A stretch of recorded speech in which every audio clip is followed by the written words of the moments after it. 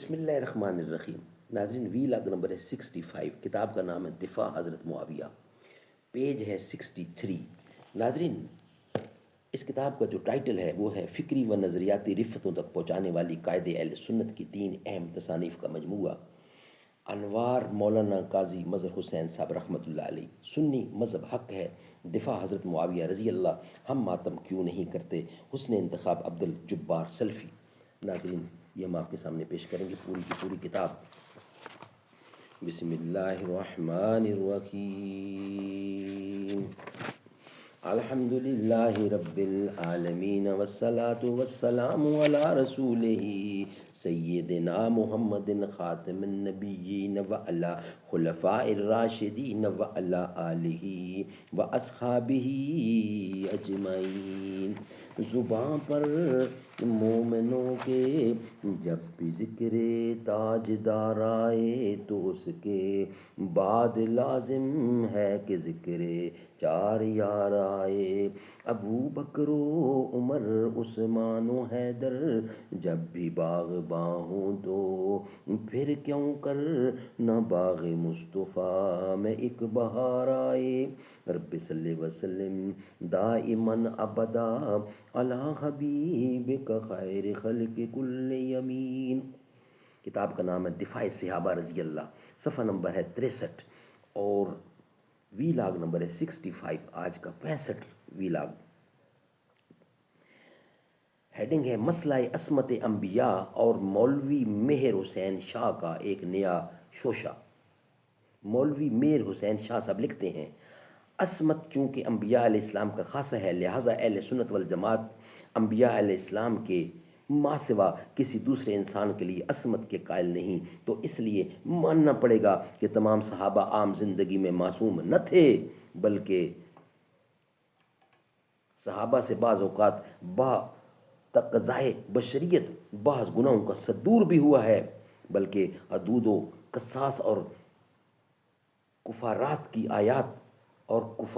کی آیات قرآن کے اولین شعون نزول اور اولین مخاطبین صحابہ ہی ہیں۔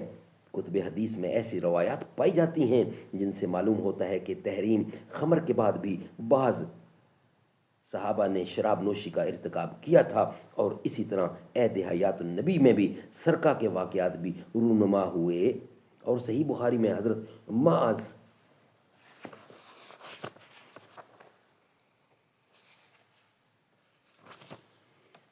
معاذ کا واقعہ مذکور ہے کہ انہوں نے دربار نبوی میں حاضر ہو کر زنا کا اعتراف کیا اور رجم کے لیے گئے، اور رجم کیے گئے۔ اس شراب نوشی چوری اور زنا سے بھی زیادہ سنگین جرم قذف محسنہ ہے، اور بعض جلیل القدر صحابی اس کی لپٹ میں آ گئے اور ان پر حد جاری کی گئی ہے۔ خود مولانا قاضی صاحب اس بات کا اعتراف کرتے ہیں کہ حضرت علی رضی اللہ کو معزول کرنا گناہ تھا، بلکہ آپ نے اپنی کتاب مذکورہ کے صفحہ 500 پر یہاں تک لکھ دیا ہے کہ اہل سنت کے عقیدہ میں معصوم انبیاء کرام علیہ السلام سے بھی ذلت لغزش کی صدور ہو جاتا ہے۔ آپ خود ہی فیصلہ فرمائیں کہ تمام صحابہ عام زندگی میں معصوم اور عادل تھے۔ اگر جواب اس بات میں ہو تو گویا نعوذ باللہ صحابہ شان عدالت میں انبیاء اسلام سے بھی بڑھ گئے ہیں۔ ہم نے صراحت سے یہ بات لکھ دی ہے کہ تمام صحابہ کرام روایت حدیث کے بارے میں معصوم ہیں، مگر عام زندگی میں صحابہ سے گناہ کا صدور ہو سکتا ہے، مگر وہ اصرار علی الفحشاء و قرار المحسیت سے محفوظ ہیں۔ الف لام خ کھلی چٹی صفحہ نمبر 20، یہ اس پر انہوں نے لکھا ہے۔ اس کا جواب جناب قاضی صاحب لکھ رہے ہیں، وہ ہم آپ کے سامنے پیش کرتے ہیں، لیکن اس کا جواب ہم نیکسٹ وی لاگ میں دیں گے، کیونکہ یہ تھوڑا سا جواب لمبا ہے، لیکن ہیڈنگ تھوڑا سا ہم بتا دیتے ہیں۔ بے شک اہل سنت والجماعت کا یہ عقیدہ ہے کہ عصمت الانبیاء کرام علیہ السلام کا خاصہ ہے، اور غیر نبی کوئی انسان معصوم نہیں ہے، اور خلفائے راشدین اور صحابہ کرام رضوان اللہ اجمعین بھی معصوم نہیں ہیں، تو پھر ان کے خلاف خود مولوی مہر حسین شاہ نے یہ کیوں لکھا ہے کہ تمام صحابہ کرام روایت حدیث کے بارے میں معصوم ہیں؟ اس وجہ سے تو تمام صحابہ کرام جزوی طور پر انبیاء کرام کی عصمت میں شریک ہو گئے۔ اینچے بوا. ناظرین اس کا بقیہ حصہ انشاءاللہ ہم آپ کے سامنے رکھیں گے، مگر وی لاگ نیکسٹ میں یعنی کہ وی لاگ نمبر 66 میں ہم آپ کے سامنے رکھیں گے. یہ وی لاگ ہمارا یہاں ہی کمپلیٹ ہوا. نہ ایسی زلفیں نہ ایسا چہرہ نہ یوں کسی پہ شباب ہوگا، جواب ہوں گے سبھی کے لیکن نہ مصطفیٰ کا جواب ہوگا.